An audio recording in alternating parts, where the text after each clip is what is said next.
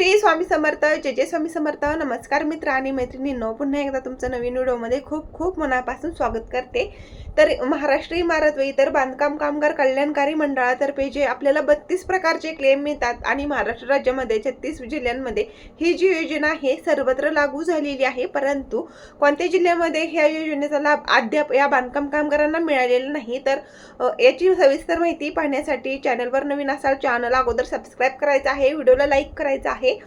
आणि बघा, अपॉइंटमेंट जे असणार आहे तर सध्या कोणत्या जिल्ह्यामध्ये सुरू आहे याबाबत सुद्धा आपण आजच्या व्हिडिओमध्ये चर्चा करणार आहोत. महाराष्ट्र इमारत व इतर बांधकाम कल्याणकारी मंडळ जे आहे तर तत्पूर्वी अमरावती आणि यवतमाळ जिल्ह्यामध्ये जे काही क्लेम आहेत तर ते क्लेम सध्या आता पूर्णपणे बंद आहेत. कारण अमरावती आणि यवतमाळ जिल्ह्यातील बांधकाम कामगारांचे असे खूप सारे कॉमेंट्स येत आहेत की ताई अमरावती जिल्हा चालू होणार आहे किंवा नाही, किंवा मग यवतमाळ जिल्ह्याची सुद्धा अपडेट आम्हाला देत जावा. तर बघा, अपडेटनुसार माहितीनुसार अमरावती जिल्हा आणि यवतमाळ जिल्हा जो असणार आहे तर तो आता सध्या पूर्णपणे बंद आहे.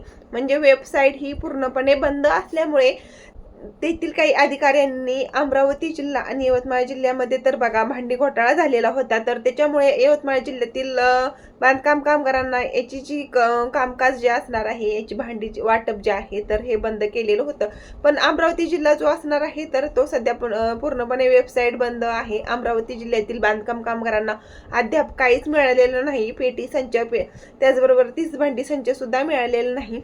तर हा जो जिल्हा असणार आहे तर हा चालू होणार आहे, पण तात्काळ दिवसांसाठी ही वेबसाईट या जिल्ह्यामध्ये बंद केलेली आहे. त्याच्यामुळे अमरावती जिल्ह्यातील बांधकाम कामगारांना अद्याप काहीच मिळालेलं नाही. त्याच्यामुळे बघा, अमरावती जिल्ह्यातील बांधकाम कामगारांनी थोडी वाट पाहायची आहे. वाट पाहिल्याच्या नंतर बघा तुम्हाला 1-2 महिन्याने अमरावती जिल्हा हा जो असणार आहे तर हा चालू होईल.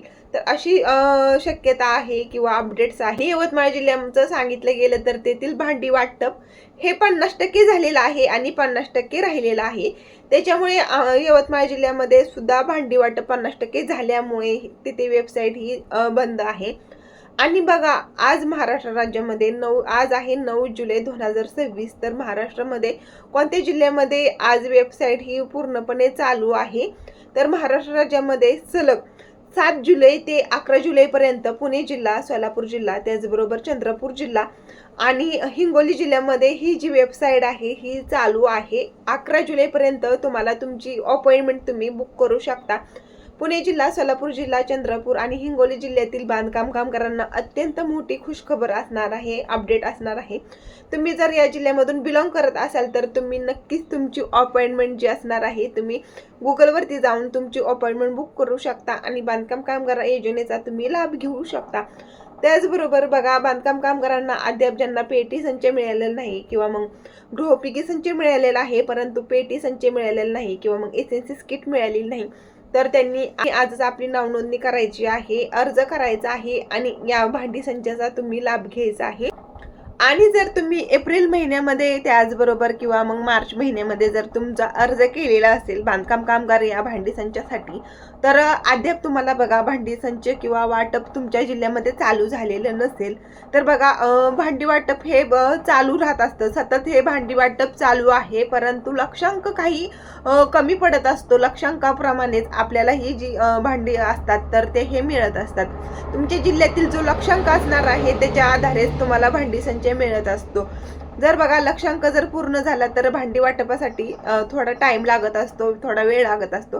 त्याच्यामुळे तुम्ही तुमच्या जिल्ह्यामध्ये कोणत्या जिल्ह्यामध्ये जर भांडी वाटप तुमच्या जर चालू असेल तर थोडी वाट पाहिजे आहे. लक्षांक पूर्ण जर झालेला असेल तर भांडी वाटपासाठी पुढच्या महिन्यामध्ये तुम्हाला नक्कीच तुमची भांडी मिळून जातील.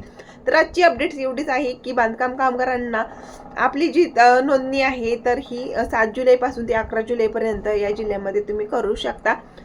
धन्यवाद.